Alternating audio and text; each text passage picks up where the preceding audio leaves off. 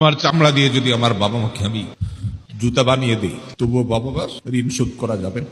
মসজিদে হারামে এক ব্যক্তি তার মাকে কাঁধে নিয়ে হজের মতো কঠিন কষ্টসাধ্য কাজ একাই চলা যায় না হজে। কোথায় আরাফাত, কোথায় মিনা, কোথায় মুজদালিফা, কোথায় মক্কা, তওয়াফ, সাই, জমারাতে পাথর মারা, একই দিনে এত কাজ, মাইলকে মাইল হাঁটা, লক্ষ লক্ষ মানুষের ভিড় ঠেলে কঠিন কাজ। এর মধ্যে এক ব্যক্তি নিজের মাকে পিঠের উপরে কাঁধের উপর তুলে তিনি তওয়াফ করছেন। এক সাহাবীকে দেখে বলছেন, আমি আমার মায়ের হক নিশ্চয় আদায় করেছি। মানে তার মধ্যে আত্মতৃপ্তি আসছে যে এত কষ্ট যে মার জন্য করছি, মা আমাকে দুধ পান করিয়েছেন, গর্ভে ধারণ করেছেন, তো এই কষ্টের মাধ্যমে তো তার ঋণ অন্তত শোধ হয়েছে। ওই সাহাবী বললেন, না, হয় নাই। এটা সম্ভব না যে তুমি মায়ের ঋণকে এভাবে তুমি কাঁধে নিয়ে 2-4-5 দিন 10 দিন কষ্ট করলে আর তার ঋণ শোধ হয়ে যাবে, সম্ভব না। আব্দুল ইবনে আব্বাস রাদিয়াল্লাহু তাআলা আনহু বলেছেন যে তুমি বাবার সামনে এরকম জামা ঝাড়া দিয়েছো যা ধুলা পরিষ্কারের জন্য, সামনে তোমার বাবা বসা ছিলেন, তুমি বেয়াদব। কারণ পৃথিবীর আল্লাহ রাসূলের পর সবচেয়ে বেশি তোমার শ্রদ্ধা পাওয়ার উপযুক্ত তোমার মা।